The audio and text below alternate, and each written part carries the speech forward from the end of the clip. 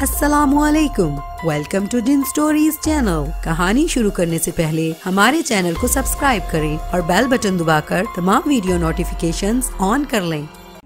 आए सुनते हैं कदीम ज़माना मिस्र के पुरअसरार माहौल में जन्म लेने वाली एक सहर अंगेज दास्तान, सुनहरी ताबूत।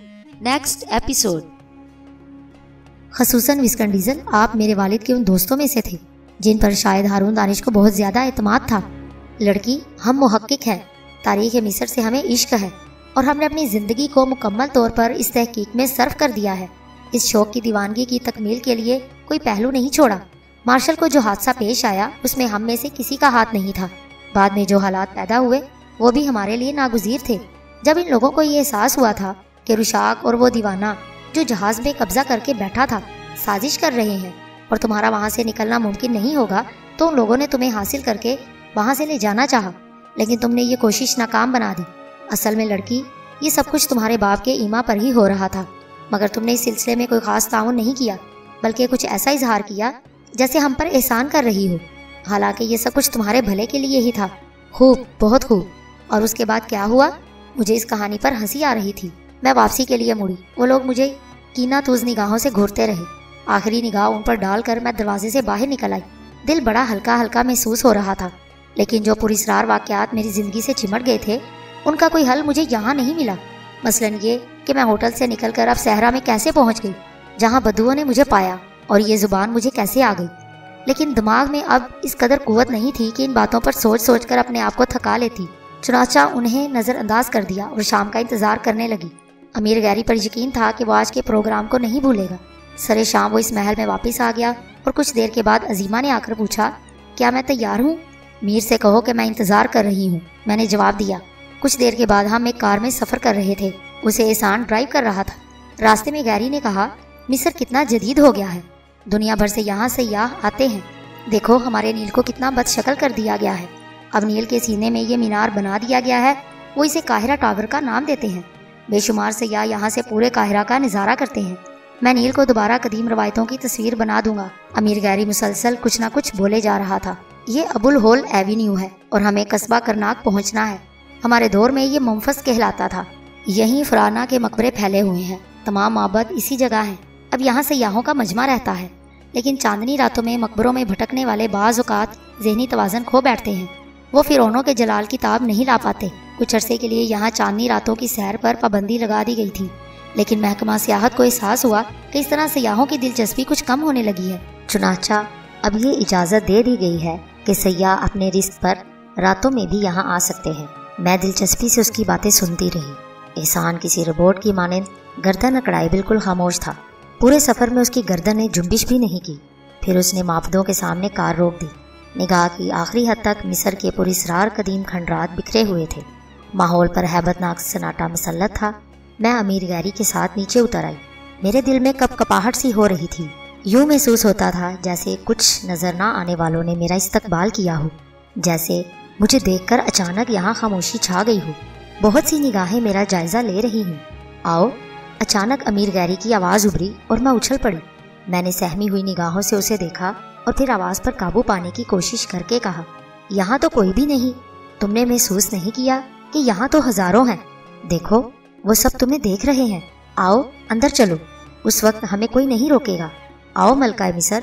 उसने मेरा हाथ पकड़ा और आगे बढ़ने लगा। बगैर छत के लामतनाही वुसतों के हामिल कब्रिस्तान में फराना और उनकी मलकाओं के खामोश मुजस्मे मध्यम चांदनी में ये सब सांस लेते हुए महसूस हो रहे थे। गैरी मेरा हाथ पकड़े उनके दरमियान से गुजरता रहा। अचानक ही सरसराहटें उभरने लगी। हमें यूं लगा जैसे किसी ने थक कर पहलू बदला हो। मैं दहशत ज़दा होकर बार बार पलटकर देखने लगती, लेकिन गैरी किसी खौफ से बेनियाज मुसलसल आगे बढ़ता जा रहा था। एहसान कब्रिस्तान के बाहर गाड़ी में ही बैठा रह गया। गैरी ने कहा, बादशाहों की वादी में ऊपर जो कुछ है वो कुछ नहीं है। असल माबद उसके नीचे है, कुछ जाहिर कुछ पोशीदा। ज़मीन की गहराइयों में हमारे ख़ानदानों की पूरी तारीख पोशीदा है, मगर मैं तुम्हें दौरे ज़मानोख्ता में ले जाता हूँ। आओ अपना माजी देखो। अमीर गैरी इन मुजस्मों के दरमियान से गुजरता हुआ दूर तक गया, फिर एक टूटे हुए दरवाजे के पास आ गया। उसने एक खास जोहरी लैंप रोशन कर लिया जिसकी रोशनी ने माहौल को उजागर कर दिया। फिर हम दोनों इस टूटे दरवाजे से अंदर दाखिल हो गए। جس کے دوسری طرف ایک وسیع ہال تھا۔ پورے ہال میں چاروں طرف تابوت رکھے ہوئے تھے۔ فضا میں مکھیوں کی بن بناہٹ جیسی مدھم گونج پھیلی ہوئی تھی۔ یوں لگتا تھا جیسے یہ آوازیں ان تابوتوں سے اٹھ رہی ہوں۔ میرا دل سوکھے پتے کی مانند کانپ رہا تھا۔ امیر غیری آہستہ آہستہ کسی پراسرار روح کی طرح آگے بڑھ رہا تھا۔ ایک بار پھر اس کی آواز نے میرے رونگٹے کھڑے کر دیے۔ یہ ہماری داستان ہے۔ ان تابوتوں میں ہمارے جانثار سو رہے ہیں، وہ سب جو ہمارے ہم سفر ہوں گے۔ سونے والے جاگ اٹھیں گے۔ وہ وقت بالکل قریب ہے۔ ہاں ملکہ زہرا، وہ وقت اب بہت نزدیک ہے۔ آؤ دیکھو، یہ میرا تابوت ہے، میرے ساتھ آؤ۔ وہ میرا ہاتھ پکڑ کر آگے بڑھ گیا۔ ایک بلند و بالا چبوترے پر منقش تابوت رکھا ہوا تھا۔ اس کے عقب میں دوسرا تابوت بھی تھا۔ امیر غیری نے ایک تابوت کا ڈھکن کھول دیا۔ تابوت خالی تھا۔ جانتی ہو یہ خالی کیوں ہے؟ امیر غیری نے پوچھا۔ نہیں، میرے منہ سے بے اختیار نکل گیا، کیونکہ اب میں اس میں موجود نہیں ہوں۔ پہلے میری لاش اس میں رکھی ہوئی تھی۔ زہورا دیکھ، یہ دوسرا تابوت تیرا ہے۔ دیکھ، تو بھی اس میں موجود نہیں۔ احسان کہتا تھا کہ تو بھی بھٹک رہی ہے، مجھ تک پہنچنے کے لیے بے قرار ہے۔ پہچان لے، یہ تیری صدیوں کی استراحت گا رہی ہے۔ احسان کہتا تھا، میں نے آہستہ سے کہا۔ ہاں، اس کے سوا کون ہمیں ہماری شناخت کروا سکتا تھا؟ تمہیں تمہاری شناخت احسان نے کرائی تھی زمان نقطہ، اور کون ہو سکتا ہے؟ وہ ہمارا جانثار اول ہے۔ آ، میں تجھے اسالیس سے ملواؤں۔ اسالیس کے جاگنے کا مجھے شدید انتظار ہے۔ بس اسالیس جاگ جائے، ہمارے دور کا آغاز ہو جائے گا۔ اسالیس کون ہے؟ سالار اعظم، اسی کے شانوں پر سلطنت کا بوجھ تھا، اور یہی جاگ کر ہمارے راستے ہموار کرے گا۔ وہ بھی میرا عظیم جانثار ہے۔ پھر کچھ فاصلے پر رکھے ہوئے ایک تابوت کے پاس جا کر اس نے تابوت کا ڈھکن کھولا۔ اس تابوت میں ایک لاش لیٹی ہوئی تھی۔ اس کے بدن پر قیمتی زیورات سجے ہوئے تھے، غالباً ہیروں کے زیورات تھے، جن سے مدھم روشنی پھوٹ رہی تھی۔ میرے بدن پر شدید کپکپی طاری تھی۔ اس لاش پر نگاہیں نہیں ڈالی جا رہی تھی۔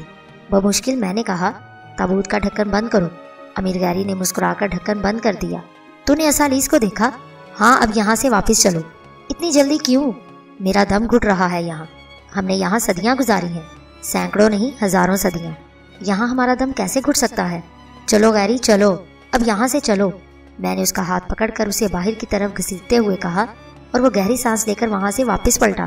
یہ ہماری تاریخ تھی زہورا، جو بہت جلد دوبارہ شروع ہوگی، لیکن میں نے تمہیں کچھ دہشت زدہ پایا۔ ہاں، نہ جانے کیوں۔ میں نے آواز کی کپکپاہٹ پر قابو پانے کی کوشش کر کے کہا، تم نے پہلی بار اپنا ماضی دیکھا ہے، شاید اسی لیے۔ ہاں، آپ یہاں آتے رہے ہیں امیر، اکثر یہاں مجھے بے حد سکون ملتا ہے۔ اب ہم چلیں گے؟ جیسا تم چاہو، اس نے کہا، اور میں نے اسے واپسی کی فرمائش کر دی۔ ہم باہر جانے والے راستے پر چل پڑے۔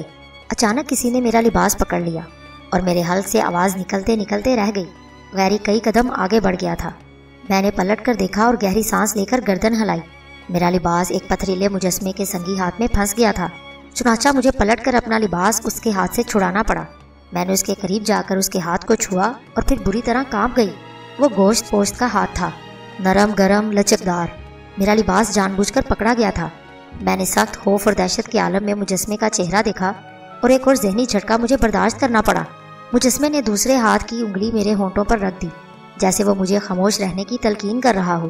یہ زندہ مجسمہ عسکری تھا، بادشاہوں کی وادی میں مجسموں کے رنگ جیسا چست لباس پہنے ہوئے وہ ان مجسموں کے درمیان کھڑا ہوا تھا، اور اس کی آنکھیں مجھ سے کچھ کہہ رہی تھیں۔ میں نے شدید حیران نگاہوں سے اسے دیکھا اور کچھ بولنے کا ارادہ کیا، لیکن دوسرے لمحے مجھے خود پر احساس ہو گیا کہ یہاں میرے منہ سے نکلنے والی ہلکی سی سرگوشی بھی بآسانی سنی جا سکتی ہے۔ گہرے سکوت اور سناٹے میں ہواؤں کی آواز ہی کافی زوردار لگ رہی تھی۔ اسی عالم میں اگر میرے منہ سے آواز نکلی تو صرف چند گز کے فاصلے پر مسلسل آگے بڑھتا ہوا امیر غیری کی آواز سن لے گا۔ یہ اندازہ تو ایک لمحے میں ہو گیا تھا کہ عسکری زندہ سلامت یہاں موجود ہے، اور اسی نے مجھے روکا ہے۔ جب عسکری کو یہ احساس ہو گیا کہ میں بے اختیار بولنے کی کوشش نہیں کروں گی، تو اس نے میرا لباس چھوڑ دیا اور برق رفتاری سے اپنے ہاتھ کو اپنی پشت پر لے جا کر غالباً اس عجیب و غریب لباس میں بنی ہوئی کسی جیب سے ایک بند لفافہ نکالا اور میری جانب بڑھا دیا۔ میں نے بے اختیاری کے عالم میں وہ لفافہ اس کے ہاتھ سے لے لیا، اور اسی وقت امیر غیری کی آواز ابھری، ارے تم کہاں رہ گئی زہورا؟ کیا ہوا؟ کیا بات ہے؟ میں بے شک اس وقت شدید ذہنی بحران میں مبتلا تھی۔ امیر غیری خود ہی واپس پلٹا اور بولا، تم کہاں رہ گئی تھی زہورا؟ مجھے اچانک ہی احساس ہوا کہ میرے قدموں کی آواز میں تمہارے قدموں کی آواز شامل نہیں ہے۔ میں نے انتہائی مشکل سے اسے جواب دیا، میرا لباس ایک مجسمے میں پھنس گیا تھا۔ آؤ آؤ، میں تمہارے ساتھ چلتا ہوں، اس نے کہا۔ میرے وجود کی کپکپاہٹوں کا کوئی ٹھکانہ نہیں تھا۔ عسکری کا دیا ہوا لفافہ میری مٹھی میں دبا ہوا تھا، और मैं नहीं चाहती थी कि वो अमीर गैरी की निगाहों में आए। बहरहाल उस वक्त मुझ पर जो कुछ बीत रही थी मेरा दिल ही जानता था। न जाने क्यों इस वक्त अस्करी से शदीद हमदर्दी और मोहब्बत का एहसास हुआ। बेख्तियार दिल में शदीद ख्वाहिश उभरी कि यहाँ रुकूं और उससे बातें करूं, गैरी पर लानत भेजूं, लेकिन जानती थी कि ये मुमकिन नहीं है। कुछ देर के बाद हम उस अहाते से बाहर निकल आए। कुछ फासले पर गाड़ी खड़ी हुई थी और एहसान यूनिट से टिका हुआ हमारी वापसी का इंतजार कर रहा था। ये इत्तेफाक है कि इस वक्त यहाँ कोई सयाह नहीं है। क्या तूने कोई और गाड़ी देखी है एहसान? नहीं, कोई नहीं अमीर, एहसान ने कहा और पिछला दरवाज़ा खोल दिया। हालांकि ऐसा कम ही होता है, खसूसन चांदनी रातों में अक्सर सयाह यहाँ फिरौनी जलाल देखने आते हैं। आओ बैठो, अमीर ने कहा। हम दोनों के बैठने के बाद एहसान ने ड्राइविंग सीट पर बैठकर गाड़ी स्टार्ट की और उसे वापस मोड़ लिया। तुम खामोश क्यों हो ज़हूरा? मुझ पर सहर तारी है अमीर, मैंने कहा। हाँ, ये वादी सहर है, गैरी ठंडी सांस लेकर बोला। मैंने कई बार पलटकर पीछे देखा। बेचारा अस्करी न जाने कैसे यहाँ से वापस जाएगा। इस होलनाक माहौल में वो यहाँ तन्हा है। बड़ी हिम्मत की बात है, कलेजा फट सकता है खौफ से। लेकिन उसने सिर्फ मुझसे मुलाकात के लिए ये सब कुछ किया है। बहुत बड़ी बात है। इसका मतलब है कि उसे मेरे बारे में सब कुछ मालूम है। वो सही मानों में मेरे लिए सरगर्दा है। जाहिर है इतनी अहम और मुश्किल जगह वो मुझसे मुलाकात नहीं कर सकता था। पता नहीं इस लिफाफे में क्या है। बहुत सी सोचें, बहुत से ख्यालात दिल में आ रहे थे। अमीर गैरी की कुर्बत इस वक्त जहर लग रही थी। दिल मचल रहा था, तड़प रहा था। मैं किसी भी तरह अस्करी से तफसीली मुलाकात कर लूं। कुछ देर के बाद हम महल में वापस पहुंच गए। अमीर गैरी नीचे उतरता हुआ बोला, बेहतर है कि अब तुम आराम करो ज़हूरा। अगर दिल चाहे तो मुस्तकबिल की मनसूबाबंदी कर सकती हो, लेकिन इसके लिए दिन का वक्त ही बेहतर होगा। फिर एक मखसूस जगह पहुंचकर उसने मुझे अलविदा कहा और अपनी आरामगाह की जानिब चला गया। कम अज़ कम इस कम वक्त में इतनी इंसानियत ज़रूर थी कि उसने मुझे इस ज़हनी बीमारी के अलावा और किसी किस्म का सदमा नहीं पहुंचाया। वो दर हकीकत एक होशमंद दीवाना था। कमरे का दरवाज़ा बंद करके मैंने वो लिफाफा चाक किया और उसमें रखा हुआ पर्चा निकाल लिया। मेरी नज़रें उर्दू में लिखी इस तहरीर पर बेसब्री से दौड़ने लगी। निशा दानिश, ना कोई तुम्हें तमहीद करूँगा और ना किसी कैफियत का इजहार। तुम किसी भी जादू में गिरफ्तार हो। मुझ पर सिर्फ तुम्हारा जादू तारी है। 1000 कोशिशों के बावजूद तुमसे चश्म पोशी नहीं कर सका। तुम गुम हो गई तो मुझ पर दीवानगी तारी हो गई। और उशाक अगर रहनुमाई ना करता तो शायद मेरे फरिश्ते भी तुम्हारा सुराग ना लगा सकते। उसने मुझे तुम्हारे बारे में बताया और तुम्हारी एक हमाकत की निशानदेही जिसकी वजह से तुम इन मुश्किलात का शिकार हुई हो। मैं तो उस बारे में कुछ नहीं जानता, लेकिन वो कहता है कि उसने तुम्हें एक मुहाफिज सौंपा था जिससे बेइतनाई और बेकदरी ने तुम्हें इस हालत में पहुंचाया है, वरना वो तुम्हारा पूरा तहफ़्फ़ुज़ करता। रुशाक ने इस मुहाफिज का नाम शिलजाना उशियानास बताया है। बहरहाल रुशाक अब मादी शक्ल में नहीं है, बल्कि वो भी नादीदा शक्ल इख्तियार कर गया है। उसकी आवाज़ मुझे हवाओं में सुनाई देती है, इसलिए मैं अपनी कोशिशों से उससे नहीं मिल सकता। बस वो जब चाहता है मुझसे नादीदा शक्ल में मिल लेता है। शायद वो मेरा तहफ़्फ़ुज़ कर रहा है, वरना मैं अब तक मिस्री पुलिस के हाथ लग गया होता। मैंने उससे दरख्वास्त की है कि वो तुम्हें इस मुश्किल से बचाए। उसने वादा किया है और कहा है कि मकदूर भर कोशिश करेगा। देखिए ऊँट किस करवट बैठता है। अपने बारे में कुछ लिखना तुम्हारे लिए बेमकसद होगा, इसलिए खुदा हाफिज, मुश्किल हालात से बददिल ना होना। तुम्हें कोई जिस्मानी नुकसान पहुंचा तो ज़िंदगी तुम पर निछावर करूँगा। तुम्हारी मुश्किलात के हल के लिए मुसलसल कोशिश हूँ। अस्करी मुझ पर सख्ता तारी हो गया। उसके बाद उस खत में किए गए इंकशाफात ने मुझे अपने भंवर में फंसा लिया। रुशाक नादीदा शक्ल इख्तियार कर गया है। रुशाक एक अनोखा किरदार था।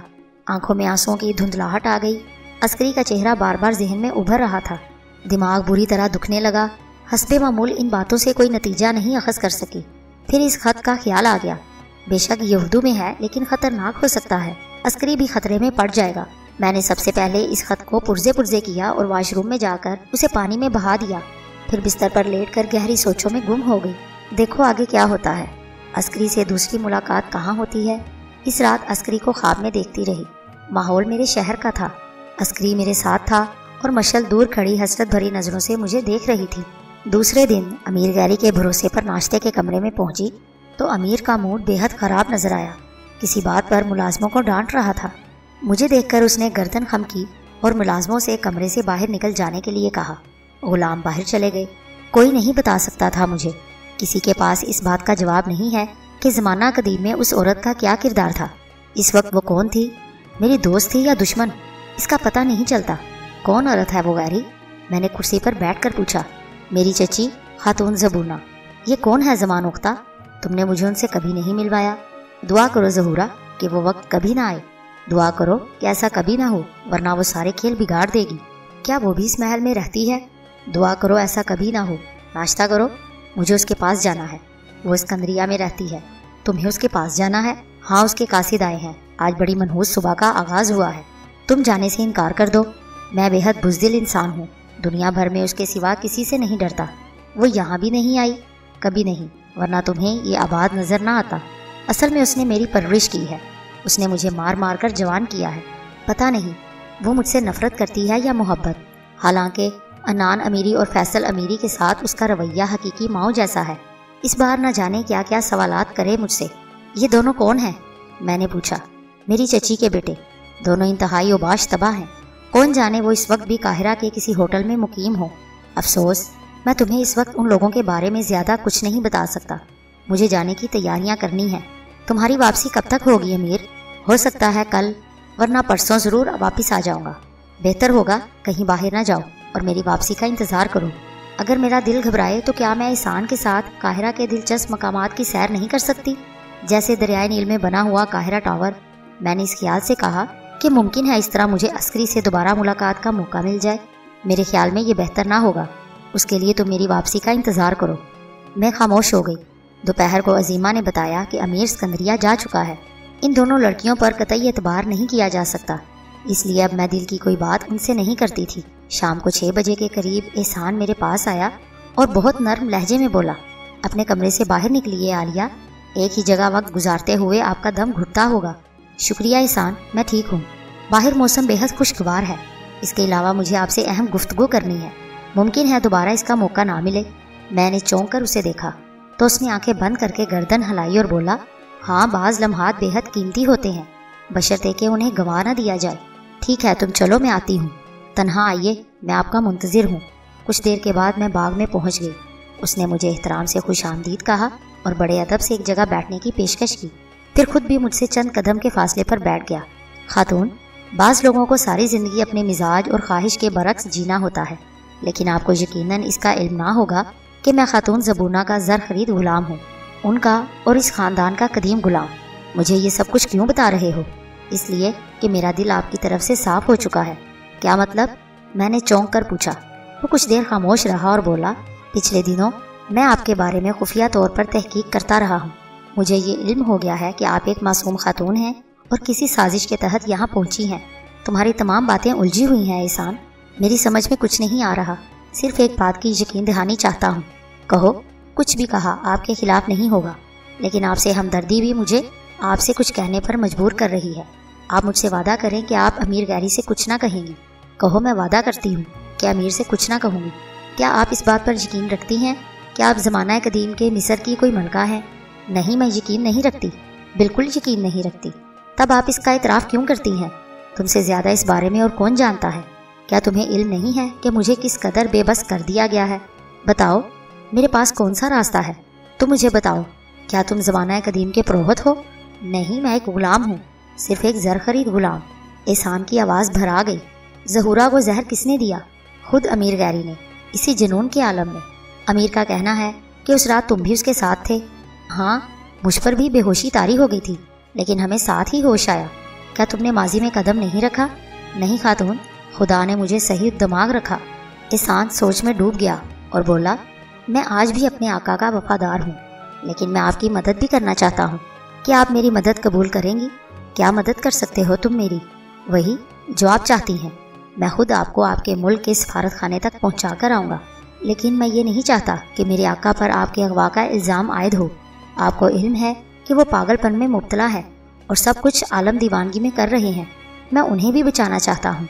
शुक्रिया एहसान, खुदा तुम्हें इस नेकी का अजर दे, मैंने कहा और वहाँ से उठ गई। अमीर गैरी तीसरे दिन वापस आ गया।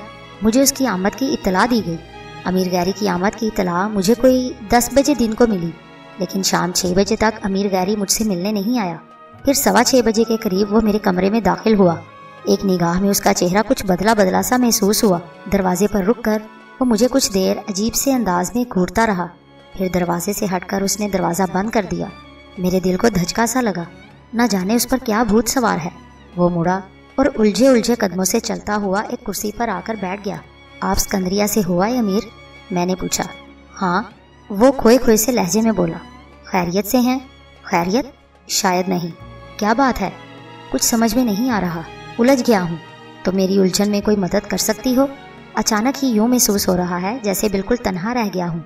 कोई ख़ास बात है? मैंने मुतजस्सिस लहजे में पूछा।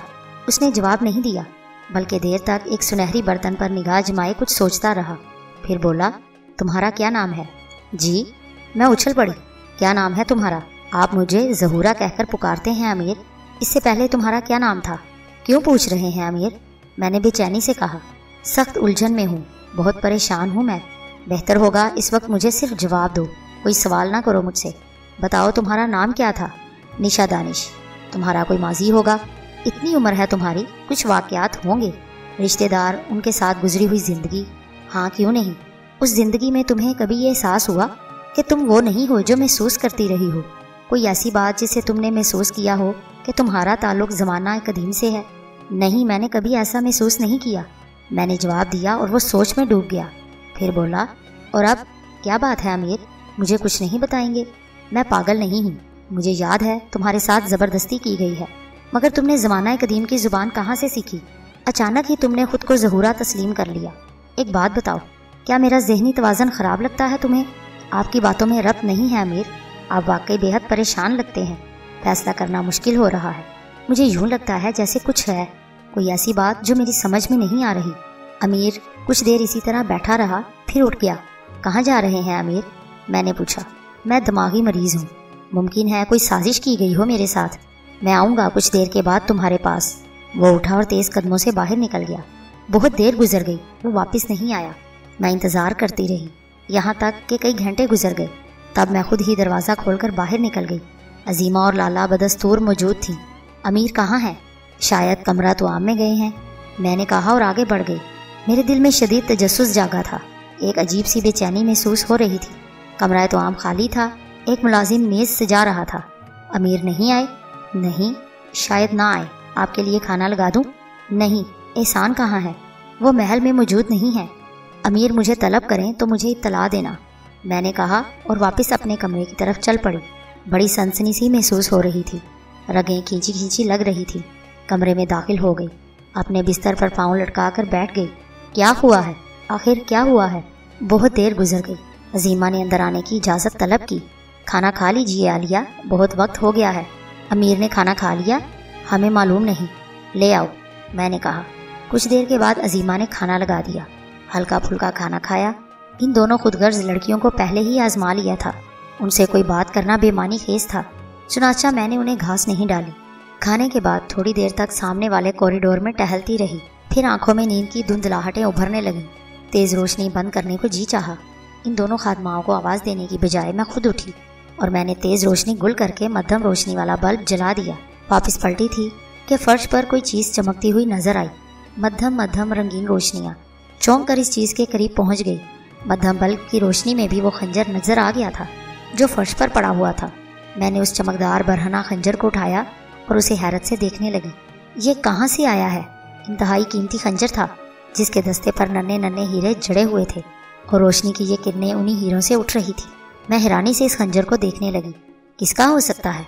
इससे पहले तो यहाँ मौजूद नहीं था और फिर इतना कीमती और नफीस खंजर। अचानक ही ख्याल आया कि ये अमीर गैरी का ही हो सकता है। उसी कुर्सी के पास पड़ा हुआ था जहाँ अमीर उस वक्त आकर मेरे पास बैठा था। खंजर एक खूबसूरत मनकश मेज़ पर रख दिया। मैं बिस्तर पर आकर लेटी और माजी की सोचों को जहन में बसा कर सोने की कोशिश करने लगी और इस कोशिश में मैं जल्द ही कामयाब हो गई। सोती रही और रात का न जाने कौन सा पहर था जब अचानक एक दहशतनाक चीख मेरे कानों में गूंजी तो मैं चौंक पड़ी। नीम ख्वाब दीदा ज़हीन कुछ सोच तो ना सका, लेकिन अचानक ही मेरे सीने पर एक ज़ोरदार ज़रब लगी और मेरे हल्क से बेख्तियार आवाज़ निकल गई। अभी इस ज़रब से नहीं संभली थी कि मेरे घुटनों पर दूसरी ज़रब लगी और फिर किसी का हाथ मेरे पेट पर आ पड़ा।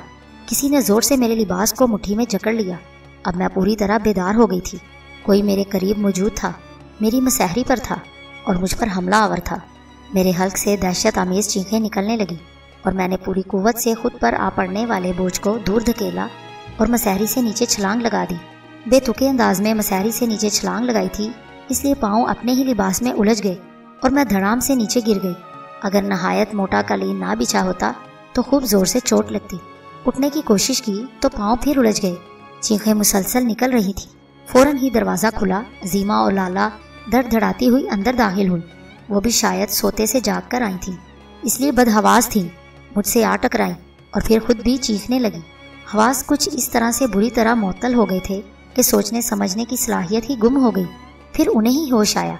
अजीमा ने जल्दी से तेज रोशनी जलाई और मैं इस वहशत खेज मंजर को देखने लगी। फिर अचानक ही उसके हल्क से भी एक समात शिकन दिल खराश चीख बुलंद हुई और वो चकराने लगी। उसके मुंह से चीख के साथ अल्फाज भी निकल रहे थे। कत्ल, खून, खून, अमीर गैरी का खून हो गया, खून हो गया। वो बेतहाशा संभल कर बाहर की जानिब भागी। दरवाजे से धार से टकराई और दरवाज़ा खुल गया। वो बाहर निकल गई। इधर लाला फटी फटी निगाहों से मेरी मसहरी की जानिब देख रही थी। मैंने न जाने किस तरह अपने आप को संभाला और पलट कर मसहरी की तरफ देखा और उसके बाद मेरे बदन पर शदीद थरथराहट पैदा हो गई। मैंने अपनी साफ शफाफ मसहरी की चादर को खून से रंगीन देखा और वो होशरुबा मंजर भी, जिसने न जाने किस तरह मेरे हवास कायम रहने दिए, वरना मुझे पागल हो जाना चाहिए था।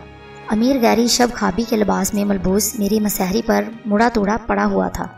उसके सीने में दस्ते तक पेवस्त खंजर साफ नजर आ रहा था। उसके अज़ा अब भी मुतहर्रिक थे, लेकिन बस उनमें हल्की सी फड़फड़ाहट थी, जैसे जान निकलते वक्त हुआ करती है। आंखें चढ़ी हुई थी, दोनों हाथ मुड़े हुए थे। चेहरा बेहद भयानक हो गया। फिर देखते ही देखते उसके बदन की ये फड़फड़ाहट भी खत्म हो गई। यकीनी तौर पर सिर्फ चंद लम्हे कबल ये खंजर उसके सीने में पेवस्त किया गया था और ये वही था जिसने शदीद तकलीफ के आलम में मेरे सीने पर हाथ मारा और उसके बाद उसका शिद्दत तकलीफ से तड़पता हुआ जिस्म बार बार मेरे जिस्म से टकराया। गालिबन अब उसकी मुश्किल आसान हो गई। वो दम तोड़ चुका था और साकित था। अजीमा की चीखें बाहर सुनाई दे रही थी और उसके साथ ही मुख्तलिफ आवाज़ें, जबकि लाला, जो खुद भी उलझ कर नीचे गिरी, अपनी जगह साकित सीने पर हाथ बांधे फटी फटी आंखों से दरो दीवार को देख रही थी। मैं चकराती हुई एक दीवार से जा टिकी। अजीमा के साथ आसपास मौजूद चंद मुलाजिम दौड़ते हुए आए और फिर खुद भी अमीर की खून में डूबी हुई लाश को देखकर चीखने लगे। देखते ही देखते पूरा महल रोशन हो गया। चारों तरफ से आवाज़ें उभरने लगी और उसके बाद लातादाद अफराद मेरे कमरे में घुस आए। कुछ ही देर गुजरी कि एहसान अंदर दाखिल हुआ। उसने अंदर मौजूद लोगों को देखा और गर्राई हुई आवाज़ में बोला, तुम सब यहाँ क्यों आ मरे? बाहर निकलो, मैं कहता हूँ बाहर निकलो तुम सब। बहुत से लोग कान दबाए दरवाजे से बाहर निकल गए। एहसान ने मसहरी के करीब पहुंचकर अमीर गैरी की लाश को देखा। फिर बोला, आका कत्ल कर दिए गए, मेरे मालिक को हलाक कर दिया गया। अजीमा, लाला, कहाँ मर गई तुम? दोनों लड़कियां बुरे हाल अंदर आईं। गैबून कहाँ है? एहसान फिर धाड़ा। मैं बाहर मौजूद हूँ सालार। बाहर से आवाज़ आई, अंदर आओ, एहसान ने कहा और महल का एक और मुंतजिम अंदर आ गया। अमीर कत्ल हो गए हैं, पुलिस कमिश्नर को फ़ोन करके खबर दो। जी सालार। और सुनो, फ़ौरन ही खातून ज़बूना को सानिया की इतला करो। जी सालार। क्या जी जी कर रहे हो? जल्दी जाओ, पहले कमिश्नर को फ़ोन करके खबर दो और फिर खातून ज़बूना को। मेरे पैरों से जान निकली जा रही थी। फिर जब मुझसे खड़ा नहीं रहा जा सका तो मैं दीवार ही के सहारे अपनी जगह बैठ गई। एक ख़ास बात जो मैंने महसूस की वो ये थी कि एहसान ने एक बार भी मुझ पर नज़र नहीं डाली। फिर एक तवाना और उधेड़ उम्र शख्स कमिश्नर के लिबास में अंदर दाखिल हुआ। उसके साथ दो अफराद और थे। एहसान ने उसे देखकर अफसोदगी से कहा, अमीर गैरी कत्ल कर दिए गए। पुलिस कमिश्नर ने एक नज़र कमरे के माहौल पर डाली, मुझे देखा, चंद लम्हात मुझ पर निगाहें जमाए खड़ा रहा, फिर आहिस्ता आहिस्ता बढ़ता हुआ मसहरी के करीब पहुंच गया। हाथ लगाए बगैर उसने अमीर गैरी को करीब से देखा और उसके बाद एहसान की तरफ देखकर बोला, लाश इसी आलम में पाई गई है, किसी ने इसमें कोई तब्दीली तो नहीं पैदा की? नहीं, एहसान ने भारी आवाज़ में जवाब दिया। पुलिस कमिश्नर ने अपने साथ आने वाले दोनों अफराद में से एक से कहा, फोटोग्राफर का अंदर बुलाओ। वो शख्स दरवाजे की जानिब बढ़ा और गालिबन फोटोग्राफर को आवाज़ देने लगा। पुलिस कमिश्नर ने कहा, मैंने तो महल के चारों तरफ नाकाबंदी करा दी है, फिक्र ना करना एहसान, कोई शख्स बाहर नहीं जा सकेगा, शायद इसकी ज़रूरत ही ना पेश आए, एहसान ने मध्यम लहजे में कहा। फिर पुलिस कमिश्नर मेरी जानिब मतवज्जा हुआ और बोला, ये खातून कौन है? उसकी तफसील तुम्हें बाद में बता दी जाएगी कमिश्नर। क्या सिकंदरिया में खातून ज़बूना को इस बारे में इतला दे दी गई है? हाँ, उन्हें टेलीफोन किया गया है। खैबून अभी आकर मुझे बताएगा कि खातून ज़बूना ने इस बारे में क्या जवाब दिया। कुछ देर के बाद फोटोग्राफर अंदर आ गया और उसने मसहरी पर पड़ी हुई लाश की मुख्तलिफ जावियों से तस्वीर बनाना शुरू कर दी। फोटोग्राफर अपना काम ख़त्म कर चुका। फिर एहसान की आवाज़ उभरी, गैबून, गैबून कहाँ मर गया? एहसान बोला, खातून ज़बूना को फ़ोन किया? जी सालार, बड़ी मुश्किल से राब्ता कायम हुआ है। एहसान ने पुलिस कमिश्नर को देखा और बोला, خاتون زبونہ کے آنے سے پہلے کچھ کرنا مناسب نہ ہوگا، جیسا پسند کیا جائے، تاہم میری رائے ہے کہ لاش کو سنبھال لیا جائے۔ اجازت ہو تو اس خنجر کو امیر کے سینے سے نکال لیا جائے، پولیس بہتر سمجھتی ہے۔ خنجر کے دستے پر قاتل کی انگلیوں کے نشانات محفوظ رکھے جائیں۔ ہاں یقیناً، کمشنر نے کہا۔ پھر دوسری کاروائیاں ہونے لگیں۔ لاش کو سیدھا کر کے لٹا دیا گیا۔ پولیس کمشنر بولا، میں مزید کچھ لوگوں کو اطلاع کرنا ضروری سمجھتا ہوں۔ قتل کسی معمولی شخصیت کا نہیں ہے، مصر کے بہت بڑے سرمایہ دار کو زندگی سے محروم کر دیا گیا ہے۔ احسان نے کہا، آپ جو مناسب سمجھیں کرتے رہیں، میں ذہنی طور پر معطل ہوں۔ کمشنر باہر نکل گیا۔ کچھ دیر کے بعد وہ دوبارہ اندر آیا۔ پولیس کے اعلیٰ افسران پہنچ رہے ہیں، آپ براہ کرم ان کے لیے ہدایات جاری کر دیں۔